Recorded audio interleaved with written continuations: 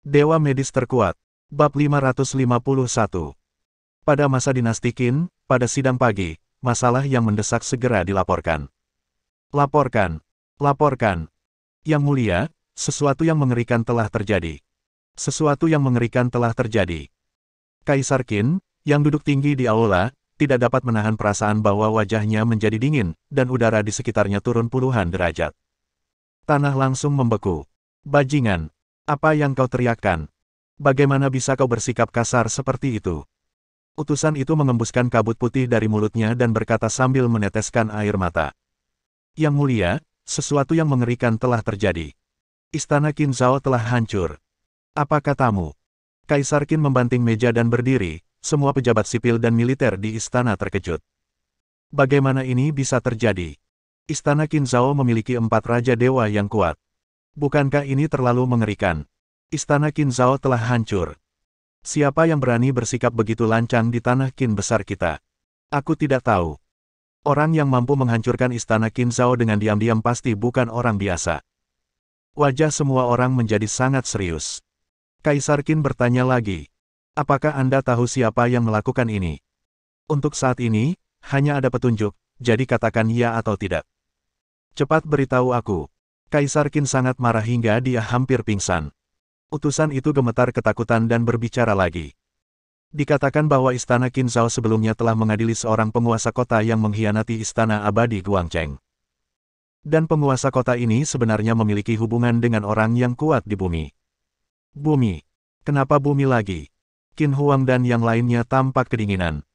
Para menteri bahkan lebih banyak membicarakannya.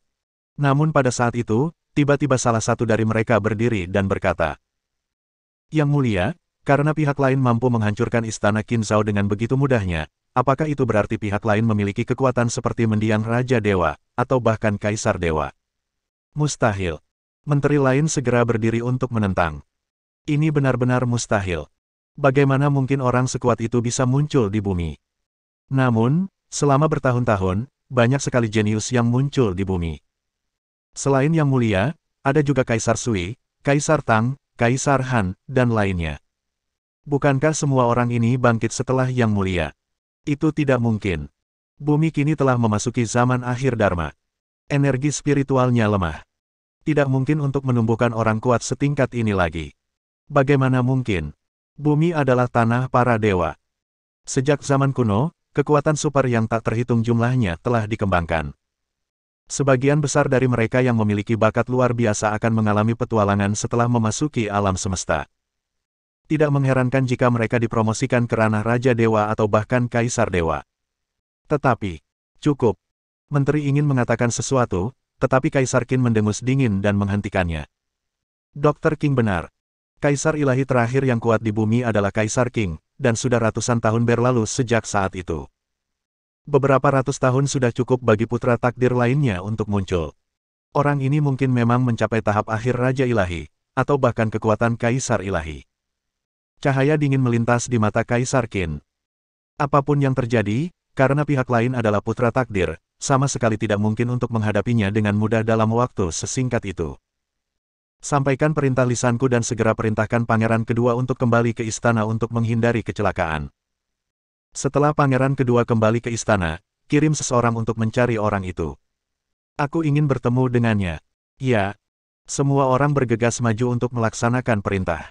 Qin Huang menyipitkan matanya dan berkata, Saya harap kamu tidak menjadi musuh Qin besar. Kalau tidak, jangan salahkan saya karena bersikap kasar kepadamu. Di seberang sana, di hutan binatang bintang, diiringi dengan sambutan penuh hormat dari binatang bintang, di kejauhan, sebuah tandu besar, yang dibawa oleh sekelompok anggota suku singa gila, perlahan datang ke sisi ini. Yang disebut sebagai penguasa suci ini cukup mengesankan, dengan harimau, macan tutul, serigala, dan berbagai binatang bintang memimpin jalan di sekelilingnya, menyebar di depan dan di belakang. Dia bahkan lebih agung dari para kaisar zaman dahulu. Setiap kali tim bergerak maju 1 meter, monster bintang yang tak terhitung jumlahnya akan segera mundur. Melihat pemandangan sebesar itu, Liu Yunxuan tidak bisa menahan diri untuk tidak mengerutkan kening. Xiao Chen, Saint Lord ini tampaknya cukup penting. Apakah Ziyi akan berada dalam bahaya? Mungkin tidak. Pada saat ini, Xiao Chen samar-samar sudah merasakan sesuatu. Belum lagi dia bukan seorang penguasa, bahkan Kaisar Dewa pun dapat dengan jelas mengetahui triknya. Napas putriku, ditambah lagi. Mirip tandu dari dunia manusia. Xiao Chen sudah mempunyai 80% ide dalam benaknya. Tak lama kemudian, tim itu tiba, dan para monster bintang berlutut di depan tandu, gemetar dan berteriak. Tuan Suci, ada pendeta manusia di sini, membantai rekan senegara kita dan melukai anggota klan kita. Tolong bantu kami. Sedan itu melaju sangat cepat, dan terdengar suara pelan dan kekanak-kanakan. Dasar sampah. Di hutan binatang bintang yang begitu luas, dengan begitu banyak binatang bintang, mereka malah diganggu seperti ini oleh manusia. Dasar orang-orang yang tidak kompeten dan tidak berguna. Mendengar suara ini, wajah Liu Yunxuan tiba-tiba menjadi sedikit aneh. Dia memandang Xiao Chen, hanya untuk mendapati wajah suaminya pucat dan sangat jelek. Gadis sialan ini. Aku akan membunuhnya. Liu Yunxuan langsung menamparkan dahinya dan merasakan sakit yang luar biasa. Di bawah, binatang bintang tampak malu. Tuan Suci benar. Tapi, Tuan Suci, tolong bantu kami, kalau tidak, kami semua akan terbunuh. Lupakan saja. Lagi pula, sekarang aku adalah Tuan Sucimu. Aku, Tuan Suci, akan menunjukkan belas kasihan dan menolongmu sekali saja. Setelah berkata demikian, sosok itu melepaskan rantainya, dan kemudian, di sampingnya, seorang anak kecil bertubuh pendek, yang kelihatannya baru berusia sekitar 6 atau 7 tahun, perlahan keluar dari tandu sambil membawa seuntai permen manisan di tangannya. Baji. Dia menggigit permen manisan itu dan bergumam tidak jelas sambil mengunyah. Di mana orang itu? Biarkan dia keluar dan mati. Siapapun yang berani menggertak guru suci ini akan dipukuli sampai mati oleh guru suci ini. Tuanku, dia ada di sana. Sang Dewa Suci mengikuti arah yang ditunjukkan oleh binatang bintang itu dan melirik ke langit. Sekali pandang saja, matanya segera terbelalak dan semua remah manisan Halton di mulutnya keluar sekaligus. Xiao Chen mencibir. Ya Tuhan, kau begitu sombong. Kau ingin membunuhku, kan? Dasar bajingan kecil, kau benar-benar mampu. King Luan dan pengawal lainnya langsung berkata dengan nada dingin. Berani sekali kau. Dasar manusia kecil, beraninya kau bersikap sombong saat bertemu dengan Tuan Suci kami. Berani sekali kau. Cepatlah berlutut untuk menyambut kedatangan Tuan Suci kita. Jika Tuan Suci kita senang, mungkin dia bisa meninggalkanmu dengan tubuh yang utuh. Ya, segera berlutut dan sembahlah Tuhan kita yang kudus. Bab 552. Biarkan aku berlutut. Tanyakan padanya apakah dia berani membiarkanku berlutut. Xiao Chen mencibir, tetapi banyak binatang bintang bahkan lebih sombong. Berani sekali kau. Kau hanya manusia kecil, apa kau benar-benar mengira kau bawang? Holy Lord, orang ini terlalu sombong, dia harus dihukum berat. Kalau tidak, bajingan ini akan. Hei, Holy Lord, kenapa kau berlutut? Semua penjaga binatang bintang tercengang dalam sekejap. Apa yang sedang terjadi? Pada saat ini, Tuan Suci mereka yang arogan dan mendominasi benar-benar berlutut di depan Xiao Chen. Ini sungguh luar biasa. Xiao Chen perlahan terjatuh, dan Xiao Zi berlutut di tanah dengan betisnya, melangkah mundur dengan takut-takut. Saat dia mundur, dia mengeluarkan permen Halton yang setengah dimakan, mengangkat tangannya, dan tersenyum pada Xiao Chen. Ayah. Ayah mau permen manisan Hao. Enak sekali. Benar-benar alami dan bebas polusi. Xiao Chen mencibir. Beraninya aku memakan permen manisan Hao dari Holy Lord. Bukankah itu berarti aku tidak ingin hidup? Xiao Zi tampak malu, dan para binatang bintang pun benar-benar tercengang. Ayah Xiao Chen sebenarnya adalah ayah dari Holy Lord. Ternyata banjir telah menghanyutkan kuil Raja Naga, dan para anggota keluarga tidak lagi saling mengenal. Tidak heran. Tidak heran Xiao Chen memiliki kekuatan yang begitu dahsyat. Tidak heran Xiao Zi begitu kuat. Dengan ayah yang begitu kuat, bagaimana mungkin ada keturunan yang lemah? Sungguh membuat frustrasi jika membandingkan diri sendiri dengan orang lain. Para binatang bintang yang tak terhitung jumlahnya yang hadir menangis dalam diam, menatap Xiao Zi dengan rasa iri. Benar saja, reinkarnasi adalah pekerjaan teknis. Namun, bagi Xiao Zi, itu tidak ada gunanya. Orang ini lari tanpa izin, membuat masalah di hutan binatang bintang, dan bahkan ingin membunuh ayahnya. Xiao Chen sangat marah sekarang. Melihat wajah Xiao Chen yang begitu muram hingga airnya tampak akan menetes keluar, Xiao Zi berkata dengan ekspresi menyedihkan. Ayah, aku tidak akan berani melakukannya lagi. Tolong lepaskan aku akan patuh di masa depan. Menurut.